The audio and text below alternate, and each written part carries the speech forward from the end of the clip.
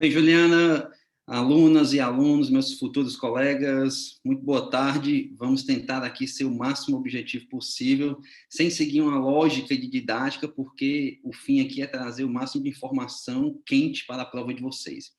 Se falar de improbidade em meia hora é pouco, imagine falar de improbidade e direito eleitoral. Daí vocês veem que o pessoal da escola gosta de mim, né? Mas a gente retorna com todo carinho. Também agradeço o convite aí ao doutor Alexandre, a toda a equipe da escola que lembrou do meu nome. Vamos lá, pessoal.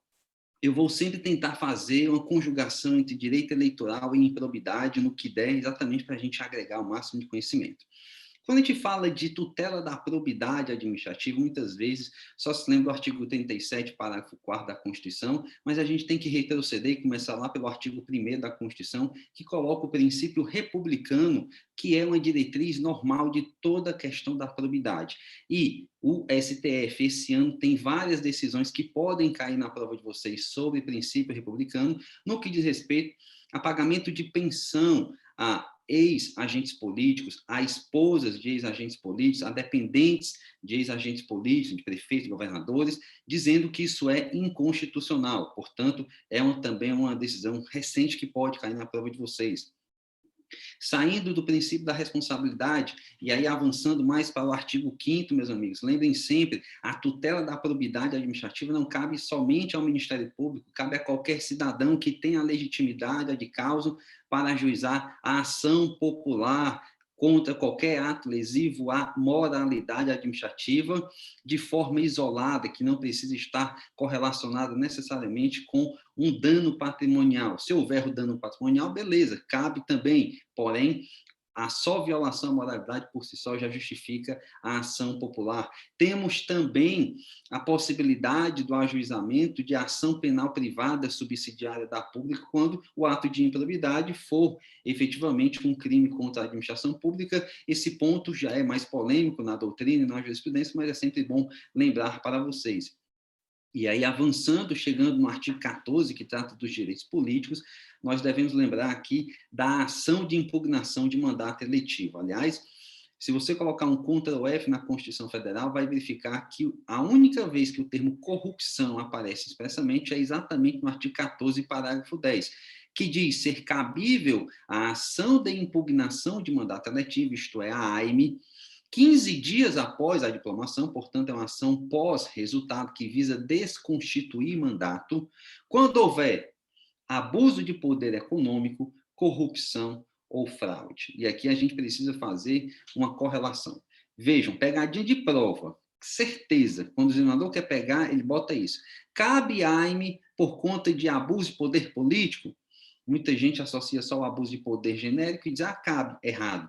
A literalidade da Constituição é somente abuso de poder econômico. Contudo, a jurisprudência do TSE admite, se ficar demonstrado que o abuso de poder econômico foi correlacionado com abuso de poder político, portanto, cabe a AIME. Então, o termo que o TSE usa é o entrelaçamento. Se vocês virem AIME falando de abuso de poder político entrelaçado com abuso de poder econômico, a alternativa correta, aí vocês vão correr para a galera. Mas vejam, as hipóteses de cabimento, abuso de poder econômico, corrupção ou fraude. A corrupção de que trata a Constituição Federal não é somente o artigo 299 do Código Eleitoral que trata do crime de corrupção eleitoral, mas é todo e qualquer ato de desvio comportamental no âmbito da administração pública.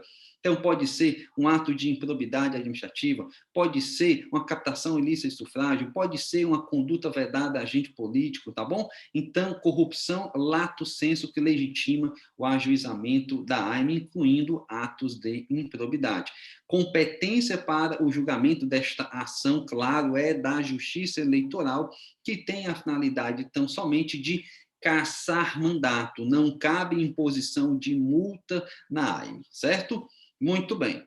E lembrem-se, a AIME é uma ação gratuita, a AIME é uma ação cuja regulamentação, por força do artigo 14, parágrafo 11, deveria ter ocorrido, mas até hoje não aconteceu, e as resoluções do TSE é que mandam aplicar o rito do artigo 3º da Lei Complementar 64/90 a esse tipo de ação, tá bom? Muito bem. Ainda na tutela constitucional da probidade administrativa, devemos lembrar do artigo 14, parágrafo 9º, que trata das hipóteses de inelegibilidade. Somente lei complementar pode instituir hipótese de inelegibilidade. E estas inelegibilidades possuem uma vinculação automática, que é garantir ou proteger a probidade administrativa e a moralidade para o exercício do mandato, considerada a vida pregressa do candidato. Isso significa dizer que eu não posso, ainda que isso seja imoral ao nosso ver, se o João, se o Pedro tem 50 ações de improbidade, todas no primeiro grau, ou todas com recursos pendentes, sem haver decisão colegiada, impedir a candidatura do mesmo. Isso, inclusive, é objeto da súmula 3 do TSE, que diz não ser auto-aplicável o parágrafo 9º do artigo 14 da Constituição, tá bom? É sempre bom ficar atento a isso, porque essa questão de inelegibilidade está muito em moda agora com o futuro novo Código Eleitoral, tá certo? E aí, regulamentando esse 14, parágrafo 9º, nós temos dois dispositivos que, para a prova de Ministério Público, são imprescindíveis. Artigo 1º, inciso 1º, a linha L da Lei Complementar 64/90, que é a Lei das Inelegibilidades, que trata da rejeição de contas. Quando houver conta rejeitada por grave, este termo, irregularidade sanável, que configure ato doloso de improbidade, a pessoa está inelegível, salvo se houver suspensão do Poder Judiciário. Esta inelegibilidade ocorrerá nos 8 anos seguintes após tal decisão.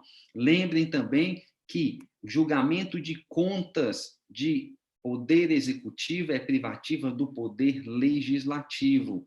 Porém, há uma exceção, que é no caso em que houver julgamento de convênios que tenham que ser prestados contas aos respectivos tribunais. Então, via de regra, quem julga contas do chefe do Poder Executivo é o Parlamento, mas, ainda que estejamos na hipótese de convênios, caberá, portanto, à Corte de Contas.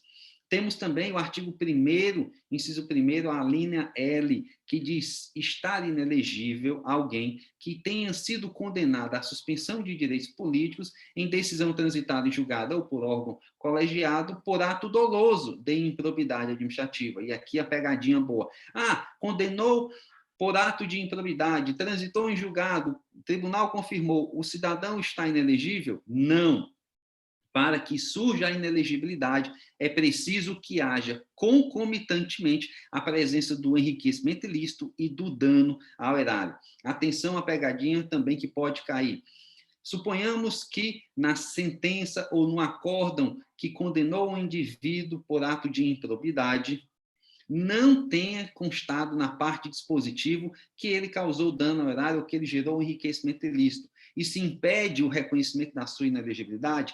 Não, porque a análise da inelegibilidade cabe à Justiça Eleitoral, meus amigos. Muito cuidado com isso. Portanto, a Justiça Eleitoral analisa o título judicial e se, a partir da circunstância fática, a partir da motivação, ainda que o dispositivo não diga isso, ficar comprovado que houve dano ao erário e enriquecimento ilícito, o indivíduo vai estar inelegível.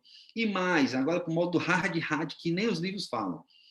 O TSE já possui diversas decisões, 2020 e 2021, dizendo que mesmo na hipótese de condenação por violação aos princípios administrativos, é possível o surgimento desta inelegibilidade, se tal qual eu falei anteriormente, ficar demonstrado na motivação da condenação que houve dano ao erário e enriquecimento ilícito. Portanto, as 3 modalidades de atos de improbidade clássicas, 9, 10 e 11, podem ensejar inelegibilidade. Essa do artigo 11, eu não vejo os livros falarem, é muito bom vocês ficarem atentos a isso. Lembrar que é vedada a cassação de direitos políticos, mas pode haver a sua suspensão exatamente ou perda por conta de atos de improbidade, é o que está no artigo 15, inciso 5º da Constituição.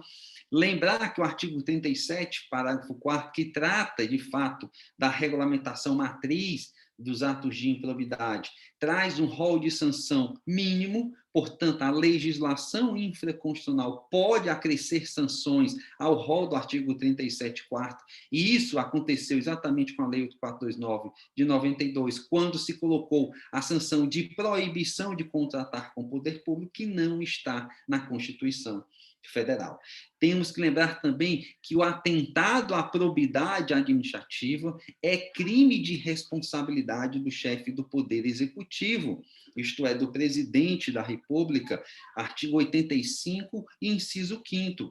Temos que lembrar que, por conta desse dispositivo, o STJ tem uma interpretação equivocada, a meu ver, mas que é o que vocês têm que botar na prova, que presidente da República não responde à ação de improbidade administrativa, somente ao juízo político do crime de responsabilidade regulamentado pela Lei 1079 de 50. E vejam como é contraditório, porque o Supremo, o STJ, avalizam esta tese em que o presidente da República não pratica ato de improbidade. Mas no julgamento da tese 576 da repercussão geral, disse que prefeitos municipais, a despeito de praticarem também crime de responsabilidade, podem ser processados por atos de improbidade. Então, você vê aí 2 pesos, 2 medidas, mas isso é coisa para vocês falarem numa prova oral, numa prova discursiva, na prova objetiva tem que dizer o que eles falam, né, que é para garantir a aprovação da gente, tá bom? E aí, meus amigos, a gente tem esse panorama geral da tutela da probidade administrativa na Constituição. Claro que temos outros, mas esses são os principais para a prova.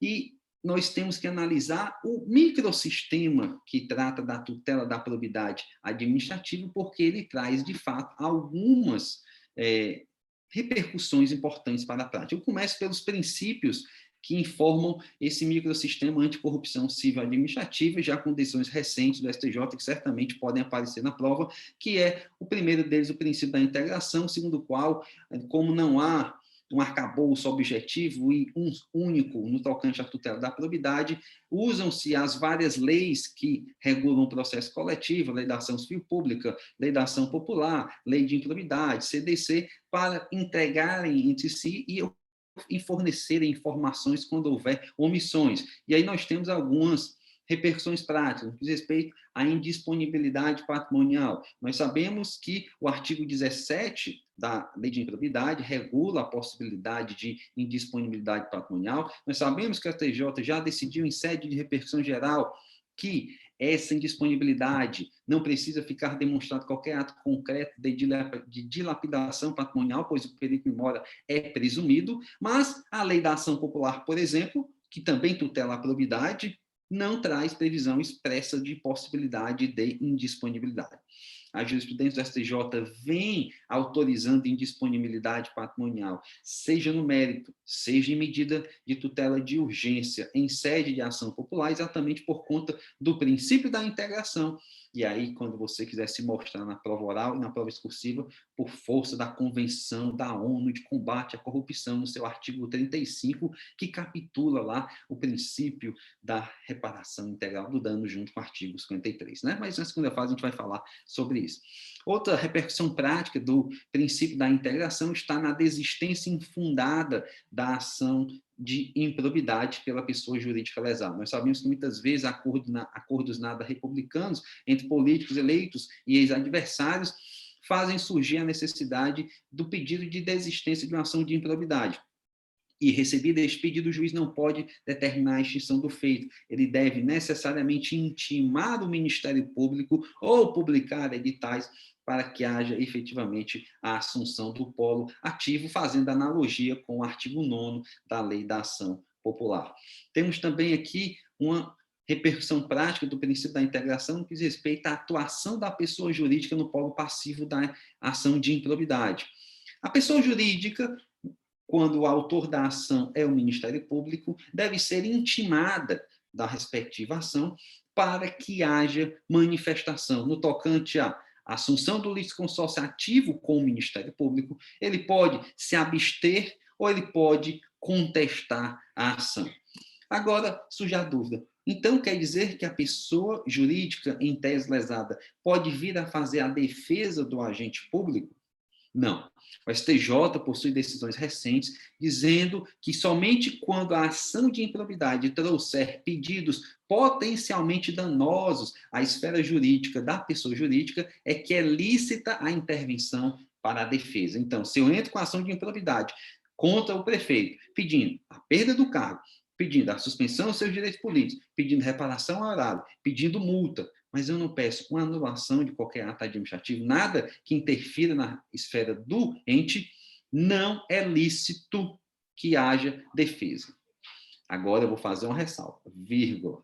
Não era lícito. Por que uma ressalva? Porque a nova lei de licitações, no artigo 10, diz expressamente que quando um ato administrativo no contexto licitatório for praticado seguindo o parecer da assessoria jurídica, o agente público tem o direito subjetivo de ser defendido, se quiser, pela Procuradoria Jurídica.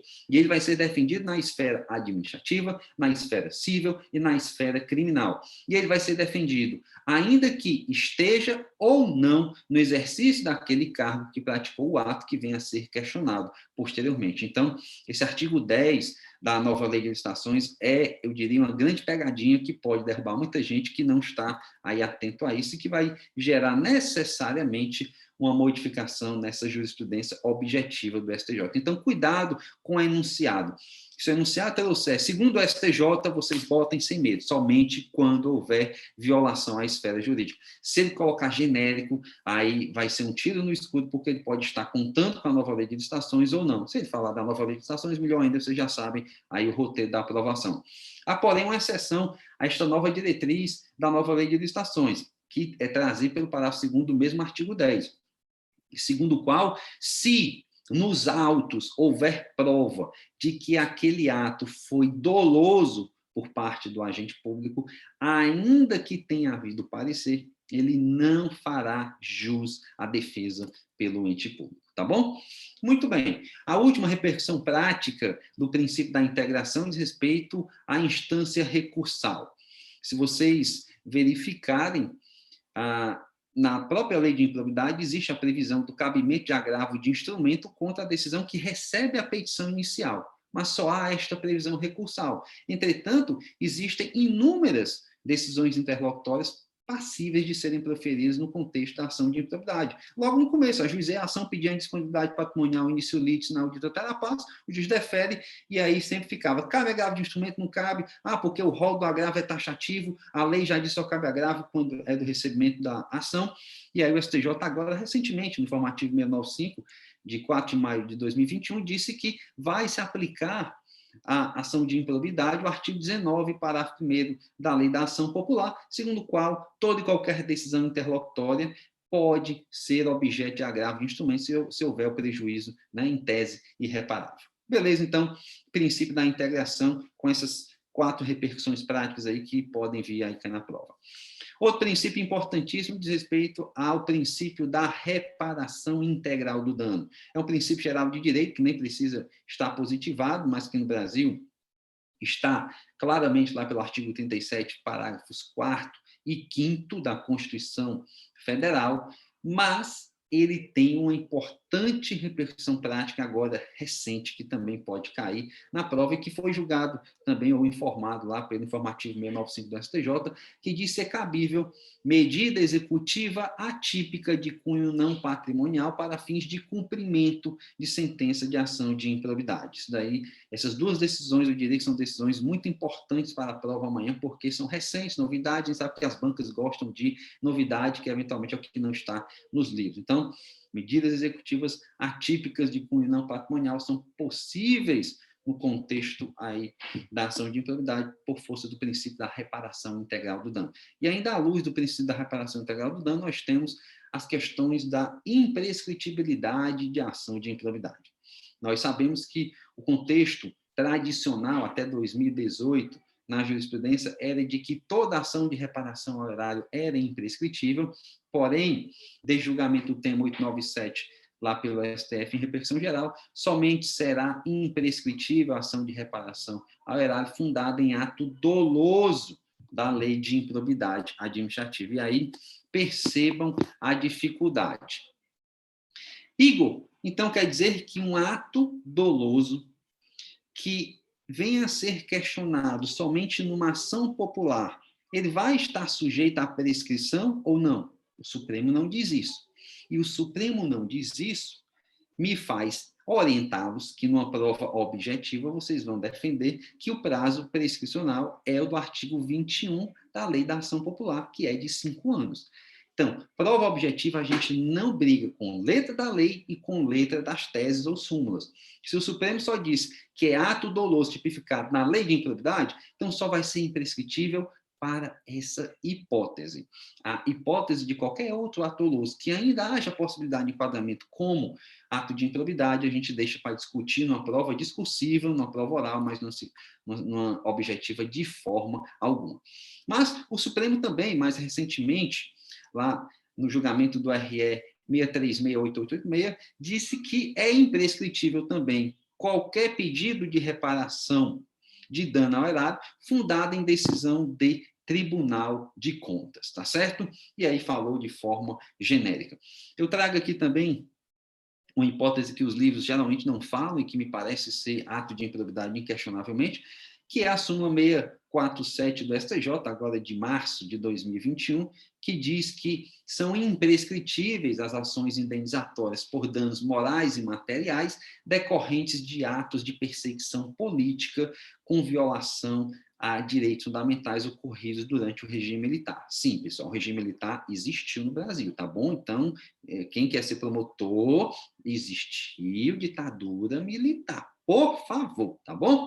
Depois do concurso, vocês podem aí brigar com os livros de história, mas até lá existiu. O que você não pode fazer é processar por ato de improbidade quem praticou atos de tortura, mas o pedido de reparação de danos materiais ou morais é plenamente possível, pelo amor de Deus, tá? E vejam aqui que interessante também. Atos de corrupção, atos de improbidade que digam respeito à admissão de pessoal no serviço público sem concurso. Nós sabemos que, via de regra, os atos administrativos estão sujeitos a questionamento pelo artigo 54 da Lei 9784/99, ao prazo decadencial de 5 anos. Isso, aliás, foi recentemente objeto de repercussão geral no Supremo, que vem orientando, de fato, que a diretriz geral de todos os estados e municípios deve ser seguir este prazo, uniformidade do prazo decadencial de 5 anos para anulação de atos administrativos. Porém, quando nós estivermos diante de atos administrativos que violam a literalidade da Constituição e representam atos de improbidade, não existe submissão a este prazo. E uma hipótese corriqueira na jurisprudência é exatamente isso: concurso público, entrada no serviço sem concurso público. Eu, quando virei promotor, entrei com ações de anulação e de improbidade que já tinham mais de 20 anos. E a tese era exatamente essa. A gente nem tinha as decisões ainda, mas depois chegou lá e se firmou esse entendimento. Então, questionamento de atos administrativos que geram admissão ao serviço público sem concurso não estão sujeitos ao artigo 54 da Lei 9784 de 99. Beleza?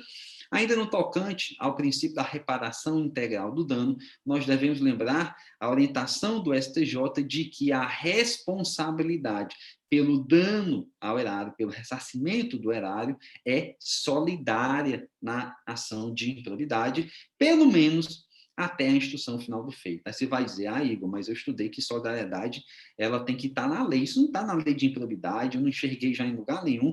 Ou tem que ter um acordo de vontade. Pois é, isso não está nem na lei, nem nenhum acordo de vontade. Isso é orientação, isso é ativismo judicial do STJ, que a gente precisa saber que existe e depois questiona. Mas, Igor, tem também as hipóteses de responsabilidade solidária na legislação, não tem? Tem, sim, sem dúvida. Vamos começar pela Constituição. Artigo 74, parágrafo 1º, que diz que os responsáveis pelo controle interno da administração pública, ao tomarem conhecimento de qualquer irregularidade ou ilegalidade, têm que dar ciência ao Tribunal de Contas da União. sob pena de responsabilidade solidária. Portanto, é uma hipótese constitucional de responsabilidade solidária. E na lei de licitações, nós temos aí também 3 ou 4 previsões importantes para a prova. E aí vou situar tanto nas antigas como na nova. A primeira delas diz respeito à contratação direta, e aqui é uma diferença importante para a gente fazer essa comparação. Na Lei 8666, diz no artigo 25, parágrafo 2º, que quando houver superfaturamento, o responsável, o agente público e o beneficiário vão responder pelo dano ao erário de forma solidária. Na nova lei de licitações, no artigo 73, já está posto de outra forma, sem exigir o superfaturamento. Então, vejam, enquanto na 8666 é condição para a responsabilidade solidária de ressarcimento a existência de superfaturamento, na nova lei de licitações não é preciso. A Juliana já está aí, até com medo, já está acabando, pelo amor de Deus. Só 5 minutos eu não acabei, falei nem 20% que eu tinha para falar, pelo amor de Deus. Tá bom. E aí, outra situação é quando houver também empresas em consórcio público, haverá responsabilidade solidária, isso está tanto na antiga lei como na nova lei. Outra situação, responsabilidade dos membros da comissão de licitação, via de regra, os membros da comissão de licitação, que na nova lei são chamados de agentes de contratação, ou membros da comissão de contratação, a responsabilidade deles é individual e pessoal, certo? Porém, quando houver a constituição da equipe de apoio, eles vão responder de forma solidária, salvo se houver manifestação expressa de cada um deles por conta de algo decidido na ata, está no artigo 51 da Lei 8666. Temos a questão da responsabilidade também por encargos previdenciários, que está já também sedimentada na Lei 8666 e na nova Lei de Licitações. Temos responsabilidade solidária no artigo 4º, parágrafo 2º da Lei Anticorrupção, quando diz que as sociedades controladoras, controladas, coligadas, também respondem solidariamente pelos ditos atos contra a administração pública do artigo 5º da Lei 12.846, beleza? Temos também o princípio da responsabilidade muito clara, responsabilidade subjetiva, isto é, não se admite responsabilização de agente público de forma objetiva. É preciso que se demonstre dolo ou culpa grave. Isso também já está segmentado no STJ há bastante tempo, veio a ficar reforçado ainda mais pelo artigo 28 da LINDB, inserido lá pela Lei 13.655 de 2018, que diz que o agente público só vai responder pessoalmente por suas decisões ou opiniões nos casos de dolo ou erro grosseiro. Lembrar que só há ato de violação aos princípios do artigo 11, doloso, só há ato do artigo 9 de enriquecimento ilícito por ato doloso. Porém, os atos que geram prejuízo ao erário podem ser praticados tanto a título de dolo como de culpa grave. E dolo, pessoal, pelo amor de Deus, não existe dolo específico em ação de improbidade. Não confundam o crime, eventualmente, de dispensa indevida de licitação, que o STJ e o STF exigem lá o dolo específico para fins de ressarcimento e condenação criminal, com a ação de improbidade. Dispensou indevidamente uma licitação, é ato de improbidade, não me interessa se o cara tinha ou não dolo específico de causar prejuízo ao erário. Por falar em contratação direta, lembrem-se também que o STJ decidiu agora em agosto de 2021 suspender, afetar em sede de recurso repetitivo todas as ações que digam respeito a dano presumido em contratação direta, isto é, até então, toda e qualquer contratação direta gerava o dever de ressarcimento ao erário pelo valor da contratação equivocada, porque havia um dano ipso facto, um dano in re ipsa, um dano presumido. Isso está agora suspenso.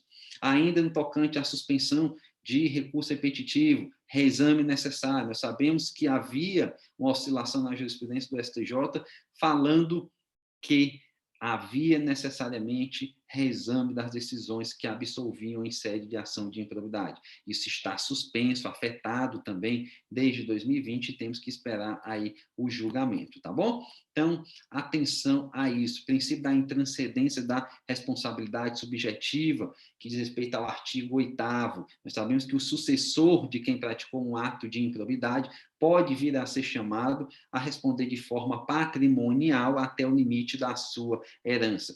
Duas questões importantes para que nós não caiamos em pegadinha do examinador. Primeira delas, não interessa o momento do óbito, a Juliana já está se coçando, tá vendo? Não adianta o momento do óbito do indivíduo. Se ele praticou o ato de improbidade, o sucessor vai ser chamado a responder pela herança. Ponto 2, importante.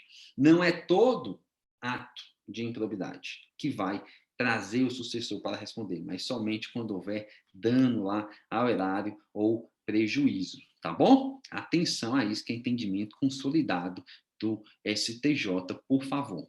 Lembrem-se também de decisão recente do STJ, apontando também em recurso repetitivo, apontando que é possível se incluir na indisponibilidade patrimonial o valor da multa, tá certo? Civil, e não somente o valor do dano ao erário. Atenção a isso, por favor. E, por fim, princípio da consensualidade punitiva.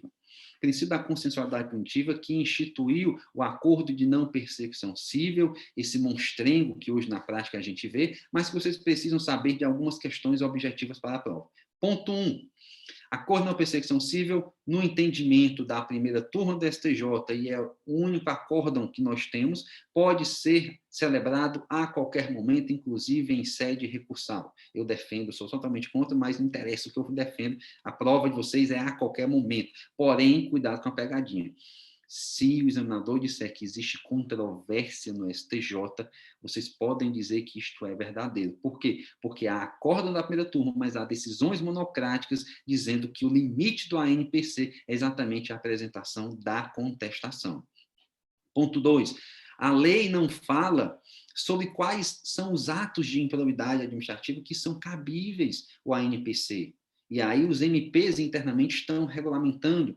Aqui no Ceará, em São Paulo, no Rio, seguem a linha que eu defendo, que os atos de improbidade que gerem inelegibilidade, aqueles que nós falamos lá no começo, isto é, que gerem enriquecimento ilícito e dano ao erário, não podem ser objeto de ANPC.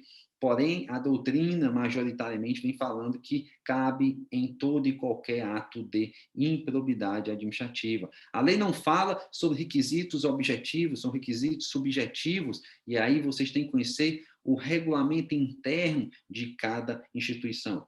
O princípio da consensualidade punitiva, meus amigos, também pode ter aplicação na seara eleitoral, e vou acabar por aqui, tá, Juliana, para ninguém dizer que eu tomei o tempo. Se cai na prova de vocês, meus amigos, minhas amigas, sobre TAC na área eleitoral. Se perguntarem sobre o entendimento do TSE, vocês vão dizer que não cabe TAC na área eleitoral. Por quê? Porque eles entendem que o artigo 105A da Lei das Eleições veda isso de forma errada, mas é o que eles dizem. Se perguntarem o que a doutrina majoritária diz, vocês vão dizer que cabe TAC na área eleitoral, porque há uma evolução normativa. Não faz sentido você dizer que cabe acordo no crime eleitoral, que cabe acordo nos ilícitos de improbidade praticados nas eleições, mas somente os ilícitos eleitorais e institucionais não caberia acordo. Não faz nenhum sentido isso, tá bom? E aí a gente encerra por aí. Dava para falar muito mais. Quem quiser aí mais dicas, entra lá no meu Instagram, tem muita dica de improbidade, de eleitoral, vocês podem pegar essas dicas rápidas, @Prof. Igor Pinheiro, tá bom? Pessoal, um grande abraço, sucesso, não deu para falar nada, mas infelizmente é isso, o tempo é curto, tá muita coisa. Abração, sucesso, a gente se vê.